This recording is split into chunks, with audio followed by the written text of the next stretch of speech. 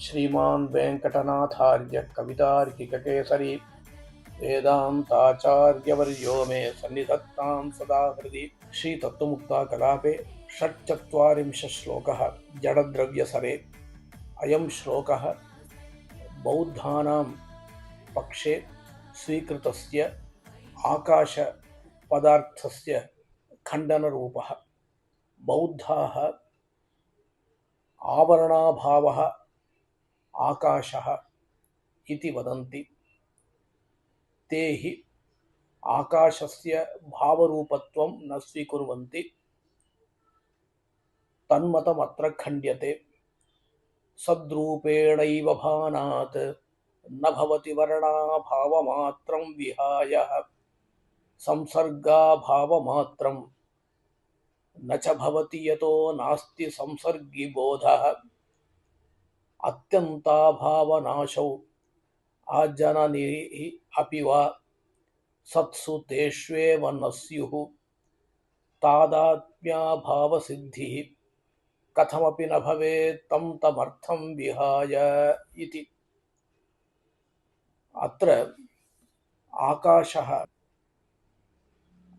अभावरूपः इति वक्तुं न शक्यते इति प्रथमतः उच्यते। सद्रूपेणैव भानात् इति। आकाशः अभावरूपः इति वक्तुं न शक्यते। आकाशो हि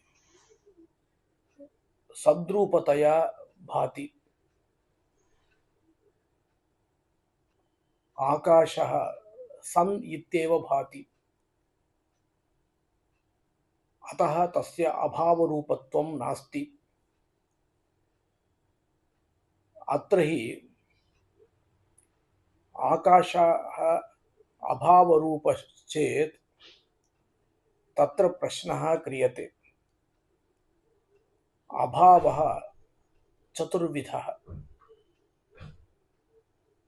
आवरणाभावः आकाशः इति वदता आवरणसंसर्गाभावः इत्युच्यते वा, आवरण अत्यन्ताभावः इत्युच्यते वा, आवरणध्वंसः उच्यते वा, आवरणप्रागभावः उच्यते वा, तदन्योन्याभावः इत्युच्यते वा इति विकल्प्यते। संसर्गाभावस्तु यद्यपि तार्किकैः अत्यन्ताभावध्वंस प्रागभावभेदेन त्रिधा विभक्तः, तथापि अत्र संसर्गाभावः अधिकतया उक्तः। नास्ति घटो गेहे इति घटे गेहसंसर्गप्रतिषेधः इति नवमाध्याये कणादेन वैशेषिकसूत्रेषु उक्तम्। एवञ्च संसर्गाभावः पृथक् प्रदर्शितः तेन महर्षिणा इति लभ्यते। न्यायकुसुमाञ्जलौ आचार्यैः भूतले घटो नास्तीति संयोगो ह्यत्र निषिध्यते इत्युक्तम्। ध्वंसः प्रागभावश्च प्रतियोगी समवायि देशमात्रवृत्तिः स्वीक्रियते।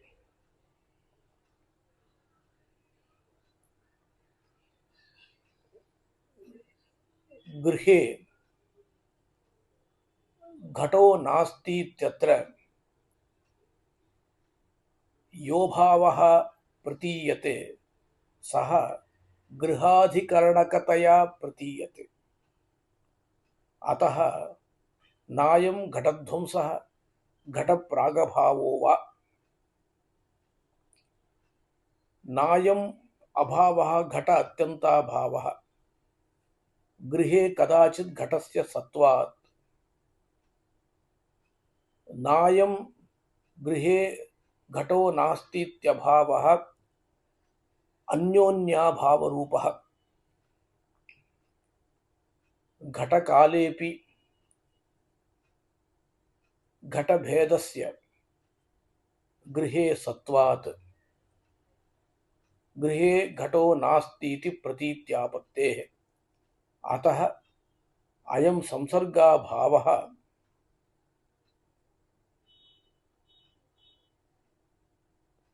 अतिरिक्तः इति स्वीक्रियते।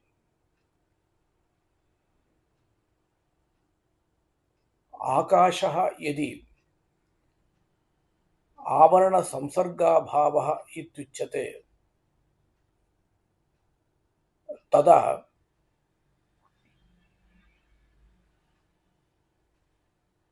संसर्गिद्वयस्य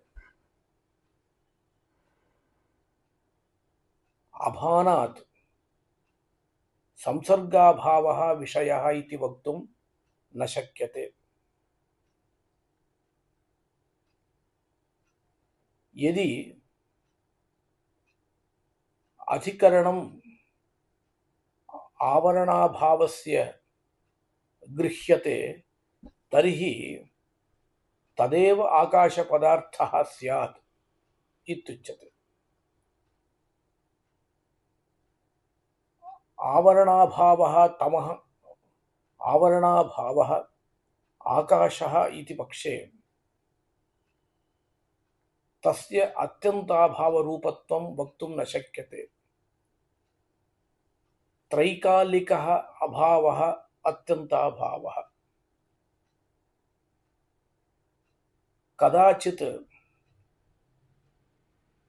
आवरणे सति कथम्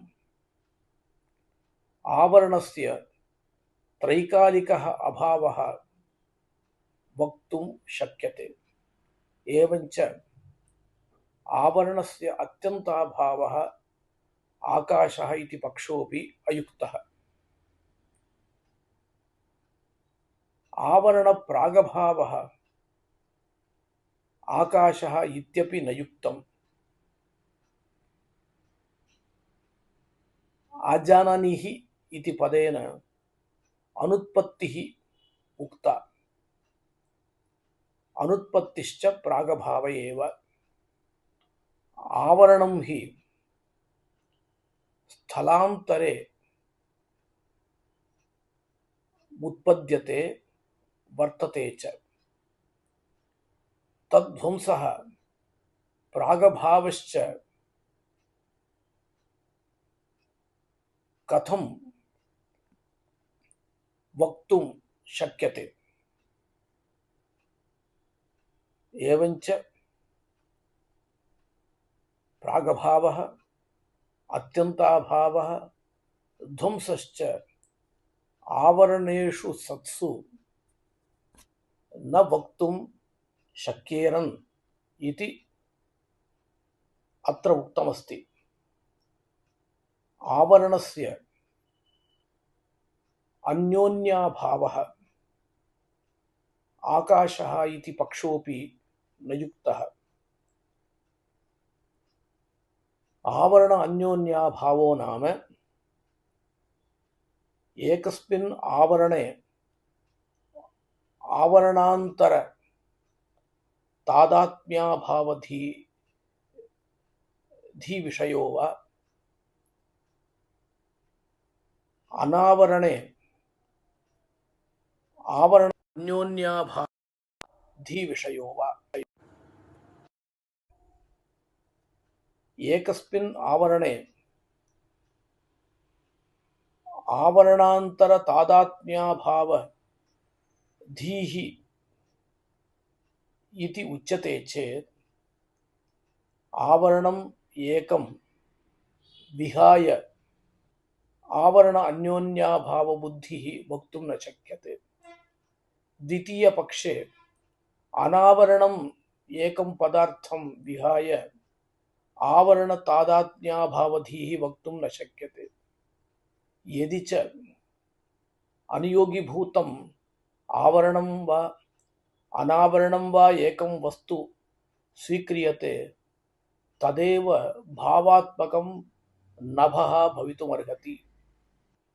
आवरणकाल एव आवरणाभावरूपम् आकाशम् इत्यपि वक्तुं शक्यते इति श्लोकस्य अर्थः. பௌத்தர்கள் ஆகாசம் என்னும் பதார்த்தத்தை தனியாக ஒப்புக்கொள்ளவில்லை. அவர்கள் ஆகாசம் என்பது ஆவரணாபாவம் என்னும் அபாவமே என்கிறார்கள். ஆவரணம் என்றால் மறைப்பு, மறைப்பு இன்மை என்பதே ஆகாசம் என்பது அவர்களின் வாதம். ஆகாசம் என்பது சத்தாகவே தோன்றுகிறது, அதாவது பாவ பதார்த்தமாகவே தோன்றுகிறது, அபாவ பதார்த்தமாக தோன்றவில்லை. எனவே ஆகாசத்தை அபாவ பதார்த்தமாக கொள்ளக்கூடாது. அவ்வாறு அபாவ பதார்த்தமாக கொண்டாலும் அபாவம் என்பது சம்சர்காபாவம், பிரத்வம்சாபாவம்,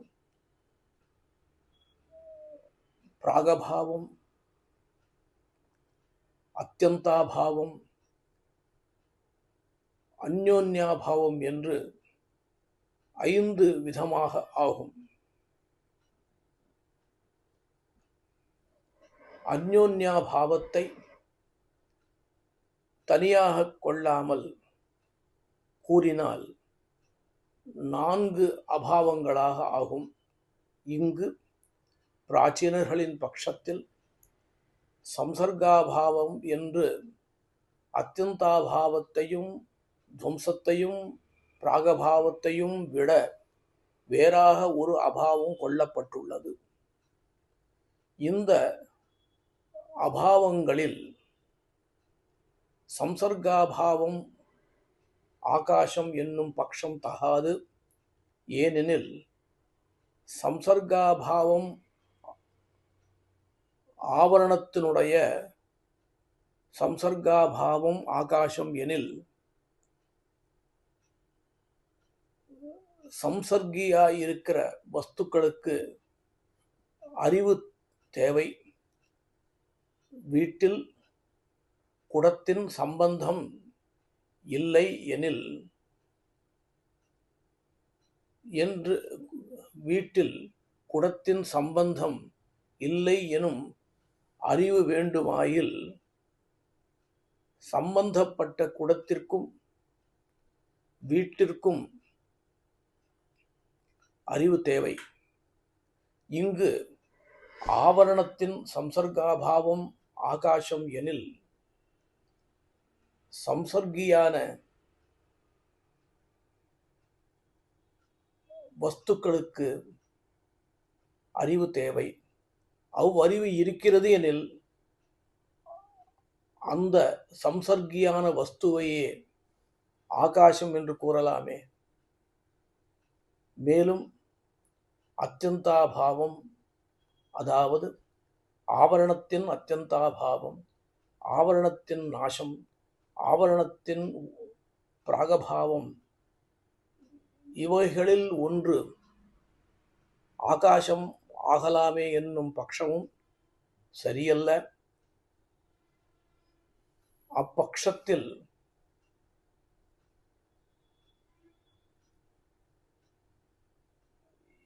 என்ன அனுபவத்தி என்றால், ஆவரணம் இருக்கும்போது ஆவரணத்தின் துவம்சம், ஆவரணத்தின் பிராகபாவம், ஆவரணத்தின் அத்தியந்தாபாவம் எவ்வாறு கொள்ள முடியும் என்னும் கேள்வி எழும். அதாவது ஒரு இடத்தில் எப்போதுமே ஆவரணம் இல்லையெனில் தான் ஆவரண அத்தியந்தாபாவம் வரும். அவ்வாறு கூற முடியாது. மேலும் ஆவரணத்தின் துவம்சமும் ஆவரணத்தின் பிராகபாவமும்